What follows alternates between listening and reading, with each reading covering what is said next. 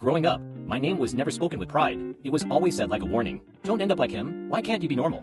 You're embarrassing this family. I was the accident, the problem. The disappointment. My mom loved to remind me that I ruined her plans. My dad barely spoke to me unless it was to criticize something, my grades, my clothes, the way I walked, the way I laughed aloud, the way I existed. Family gatherings were the worst. My cousins would show off their awards. My uncles would brag about promotions.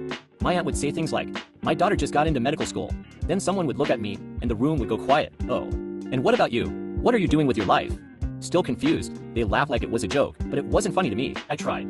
God, I tried. I studied, I applied, I begged for chances. But nothing worked out. Every failure became family gossip. Every mistake was magnified. They told people I was lazy, useless, a lost cause. Once, I overheard my mom on the phone. She said, "Yeah, I don't even know what to do with him anymore. He's just not like the others." That sentence broke something inside me. Not like the others. I started disappearing. I stopped talking at family events. I sat in corners, staring at my phone, pretending I had somewhere else to be. No one noticed. No one cared. When I lost my job at 21, my dad kicked me out. No yelling. No argument. Just, "You're old enough to figure it out." I slept on a friend's couch for a while, then in my car, then sometimes nowhere. I remember one night sitting on a curb, staring at my reflection in a dark shop window. My face looked hollow. My eyes looked dead, and I thought, they were right. I am nothing. I almost gave up, not dramatically. Not with a big goodbye, just quietly, like people who fade, but something ugly kept me alive. Anger. I was angry at how they talked about me. Angry at how they laughed. Angry at how easy it was for them to erase me. So I made a promise. If I was going to suffer, it would mean something. I worked anywhere that would take me, cleaning, carrying boxes. Night shifts, double shifts. I slept for hours a night. Sometimes too. I taught myself skills from free YouTube videos at public libraries. I failed 100 times. I got scammed. I trusted the wrong people. I lost money I couldn't afford to lose. I cried alone, a lot. There were nights I pressed my face into my pillow so my sobs wouldn't wake the people around me. No one knew. No one cared, and I stopped telling anyone anything.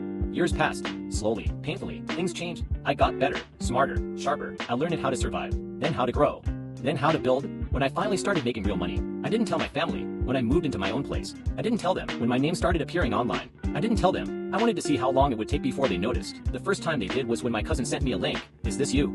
It was an article, my name, my face, my story, rewritten to sound inspirational. I stared at my phone for a long time, then I laughed. Not happy laughter, bitter laughter, because I already knew what was coming. A week later, my mom called. She hadn't called me in years. She sounded different, soft, proud. She said, "Why didn't you tell us you were doing so well?"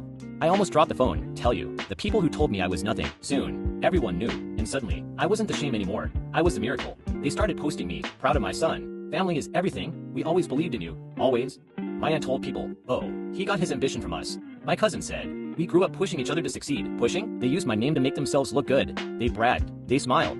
They took credit. And the worst part, no one knew what they did to me, so they looked like loving, supportive family members, and I looked like the ungrateful one for keeping my distance. At a family gathering last year, they asked me to make a speech. They said I was proof that anyone can make it. I stood there, looking at all of them, the same faces that watched me break, the same mouths that called me useless, the same people who never helped me when I was starving. They were smiling at me now, proud, expectant. I picked up the microphone. My hands were shaking. I could have exposed everything. I could have told the truth, but I didn't. I just said, I learned it early that when no one believes in you, you have two choices. You disappear, or you become, and I walked away. They clapped. They didn't understand, but I did. Now they brag about me, but I don't belong to them. They only see the version of me that survived. They never saw the nights I begged myself